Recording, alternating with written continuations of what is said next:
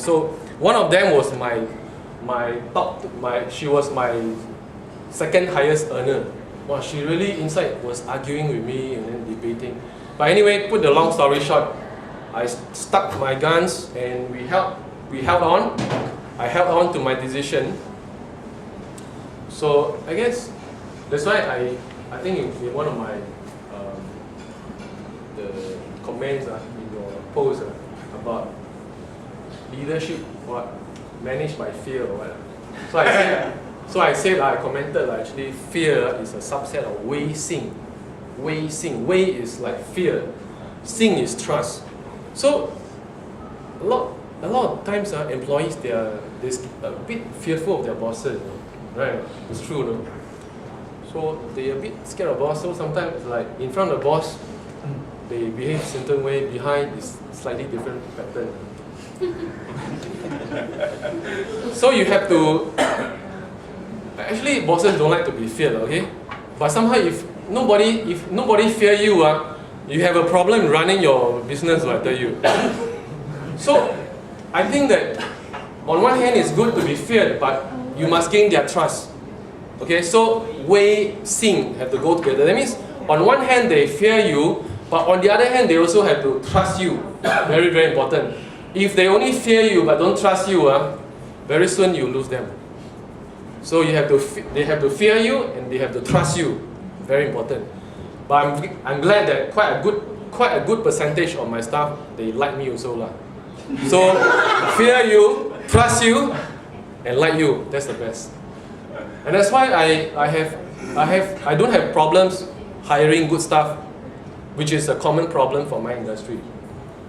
Yeah. So much about. Two questions. Sure. First question is that for them, right, is it very easy for them to join a competitor? Definitely, very, very easy. Yeah. So I mean, what do you offer them that let them stay? Were your commissions competitive? My commissions are very competitive. Yeah. They are paid $25 per hour. Average therapists can make $2,500-600 easily. So long as they come to work lah. If they don't come to work, of course. The good ones can make 3,000 plus. The very good ones 4,000 plus. Yeah. Consistently. So I think, and they get to control. They are not subject to very strict working hours. Unlike, in spas which pay them a basic salary, and they have to punch in, punch out. In my case, no, they don't punch in, punch out. But they have a certain time range to report to work, and a certain time range to leave, to knock off the day lah. So anyway, in 20, I started Healing Touch in 2001. First branch. Second branch started, I think, 2003. Okay.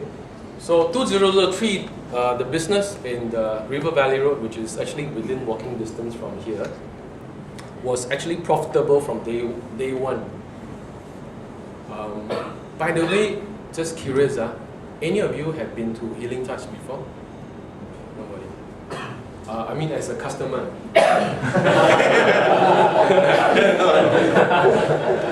Right, so nobody. So still got a lot of potential to grow. 1990, 2003, and then 2005, we were doing very good, no? Better than Thomson. Then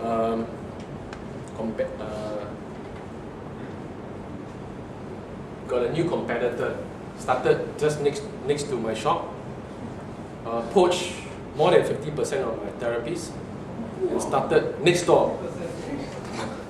So at that time, I think I had about 9 therapies. I think straight away gone 4-5 therapies. So left how many? 4-5. No, I think 3 or about 4. I can't remember. So had to straight away had to rebuild from scratch, right? So our business went down from about 50,000 a month sales gradually to about 40,000. Then in bad times, lowest 35,000 per month. Right up to last year, from 2005, 2005, can't remember, around there, around from 2000, so about 4-5 years. So kena hammered because of intensive competition. But I did not react to them lah. I did not react. I didn't do anything. I didn't try anything. I just do what I can do. Well, I'm glad to tell you that in 2010, actually not 2010. In fact, I'm not sure. I think around last year or don't know when.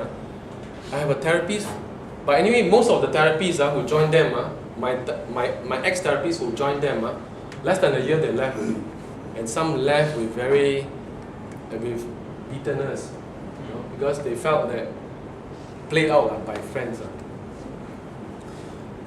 So, about 1-2 years ago, I started having people from next door, the very good therapists from next door, come and join me. And I didn't even know that they are from next door. I tried the massage, very good, I take lah. Okay? So, I just did a count recently. I counted. Now I have 4 of their therapists come and join me already, And and few months ago, I received a call from one of their Thai therapists, say that, boss, you want to hire people or not? We have quite a few people want to join you. Call me, I say, okay, I'll let you know, okay? Because now I'm full already. So, in fact, now I have a few people. In fact, I just hired another staff from next door. Not through me, I never 我的是空手道. I never open my mouth one. All my staff, they go and ask. Because when people like to work for you, they will call you, they will find their way to join you. I don't know. You ask me how I keep people, I would say that pay is good, you have to be a good boss also lah. They have to trust you. They must feel that they can make money when they are with you. That's very important. So I think my strength is our business is good. Who want to join a company where the business is no good, cannot make money one? No, right? So I think that's a very basic thing. About taking risks, I think I'm really, ever since I came out of my family, I think I take a lot of risks. I've been taking a lot of risks.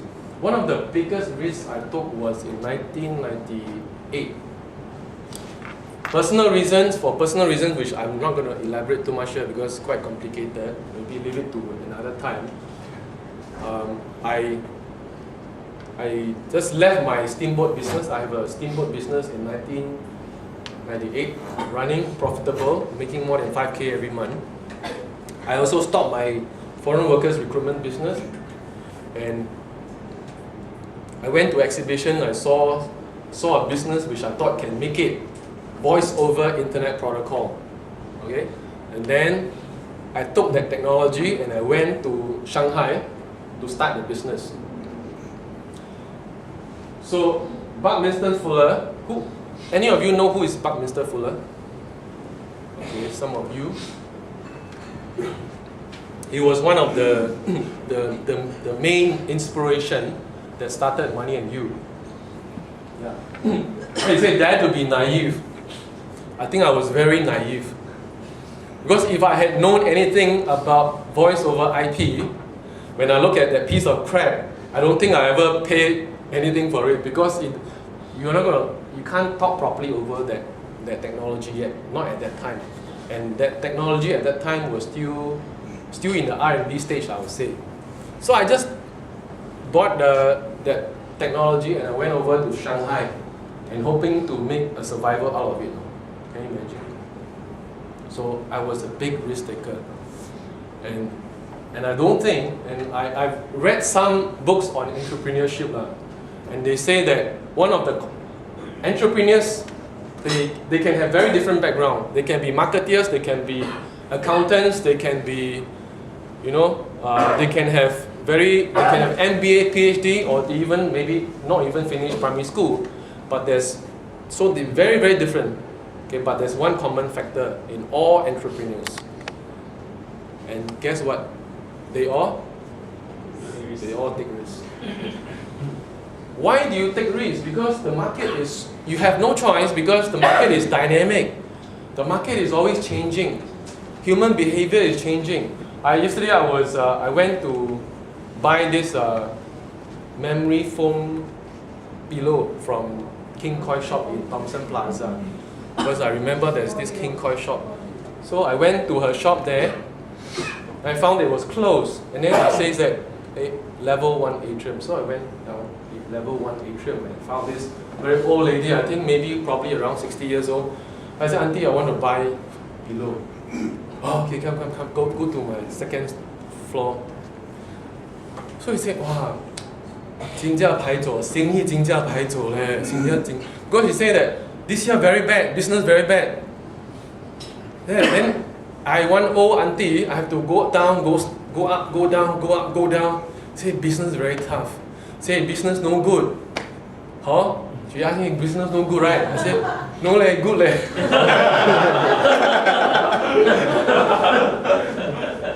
So she said that SARS time our business is good. Don't know why all this time we are business so good, but don't know why this year so bad. She said that what happened? Where are all the people? Where they go and buy?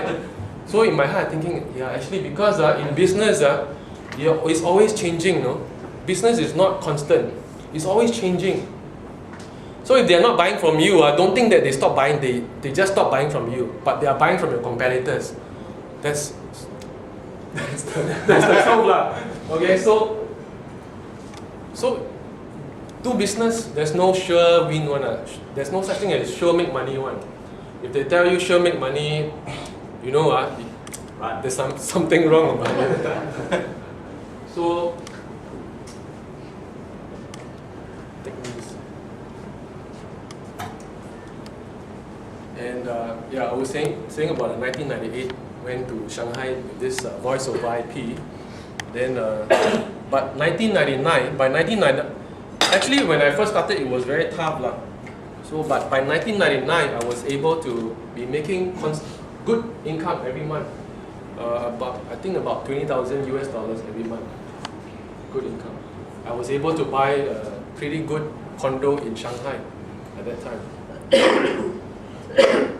So big risk, a lot of struggles, but good rewards. You gotta choose the lifestyle you want.